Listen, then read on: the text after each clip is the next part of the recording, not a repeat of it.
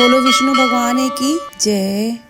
पाठ पूजा चैनल में आज हम माघ मास मात्यम का 24वां अध्याय सुनेंगे। लोमिस जी कहने लगे कि वह राजा पहले तो तरमिश नामी नरक में गया, फिर अंधतामिश जहाँ पर अति दुखों को प्राप्त हुआ, फिर महारौरव, फिर कालसूत्र नामी महानरक में गया, फिर मूर्छा को प्राप्त हो गया, फिर मूर्छा से चेतना आने पर तापन और सन प्रतापन नाम के नरक में गया। अनेक दुखों को भोगता हुआ वह प्रताप नाम नरक में गया।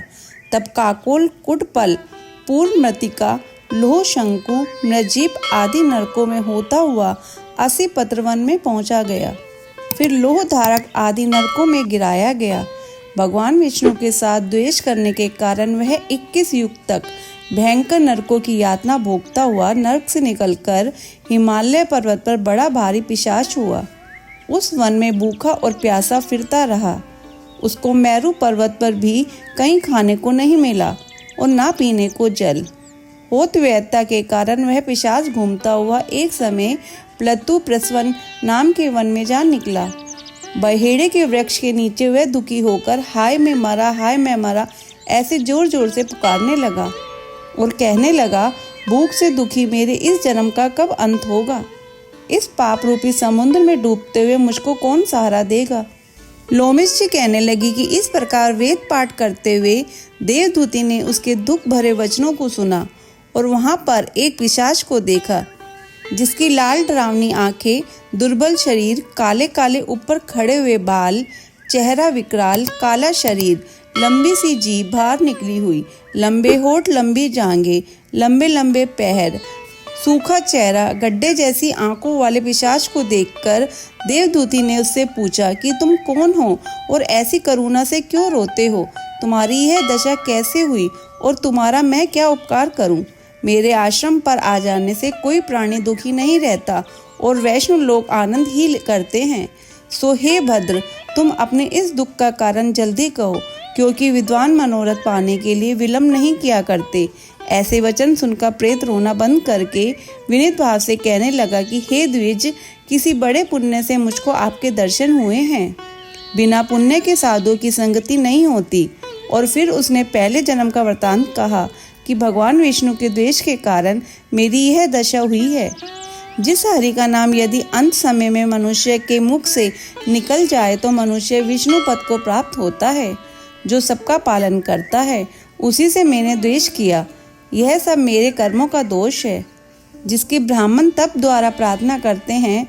ब्रह्मादि देवता, सनकादिक ऋषि जिसको मुक्ति के लिए पूछते हैं, जो आदि मध्य और अंत में विश्वास का विधाता और सनातन है, जिसका आदि मध्य और अंत नहीं है, उस भगवान के साथ मैंने द्वेष किया। जो कुछ पुण्य किए मैंने पहले जन्म में किए थे, वह सब विष्णु की द्वेष रूपी अग्नि में भस्म हो गए।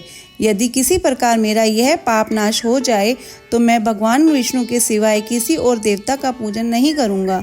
विष्णु भगवान से द्वेष करके मैंने बहुत दिनों तक नरक यातना भोगी और अब पिशाच योनि में पड़ा हूँ।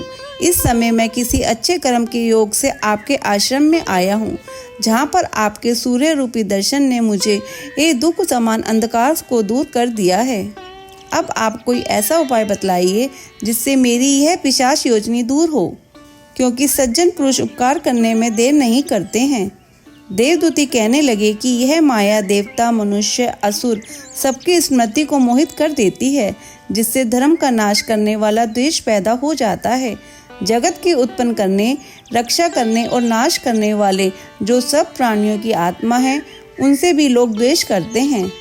जिनके अर्पण करने से सभी कर्म सफल होते हैं, उनकी भक्ति से मुख मोड़ने वाले मूर्ख कौन सी गति को प्राप्त नहीं होते। चारों वर्णों का वेदोक्त हरि का भजन करता ही उत्तम है, अन्यथा कुमार्ग में चलने वाले मनुष्य नरक के गामी होते हैं। इसी कारण वेद वृत्त कर्मों को त्यागना चाहिए। अपनी बुद्धि से बचे हुए धर्म के मार्ग पर चलने से मनुष्य परलोक के पद का विनाश करते हैं।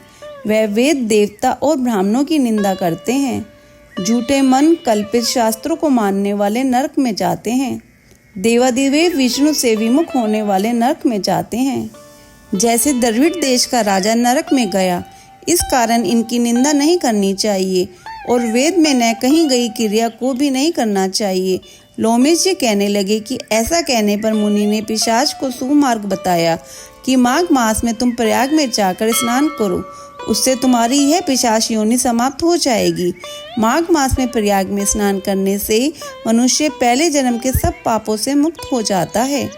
वहाँ पर स्नान करने से मुक्ति प्राप्त होती है। इससे बढ़कर और कोई प्रायश्चित नहीं। संसार में यह मोक्ष और स्वर्ग का खुला हुआ द्वार है। गंगा और यमुना का संगम त्रिवेणी संसार से सबसे उत्तम तीर्थ है। पाप रूपी बंधन को काटने के लिए यह कुल्हाड़ी है। कहाँ तो विष्णु, सूर्य, तेज, गंगा, यमुना का संगम और कहाँ यह तुच्छ पाप रूपी तृण की आहुति।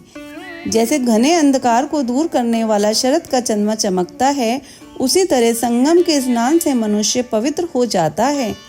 मैं तुमसे गंगा यमुना के संगम का वर्णन नहीं कर सकता, जिसके जल की एक बूंद के स्पर्श से केरल देश का ब्राह्मण मुक्त हो गया। ऋषि के ऐसे वचन सुनकर प्रेत के मन में अत्यंत शांति उत्पन्न हो गई, मानो सब दुखों से छूट गया हो। प्रसन्नता से उसने विनय पूर्वक ऋषि से पूछा। अध्याय संपूर्ण। अगर ये अध्याय सुनना अच्छा लगा हो तो इसे लाइक करके शेयर करें। चैनल पर नए हैं तो सब्सक्राइब करें।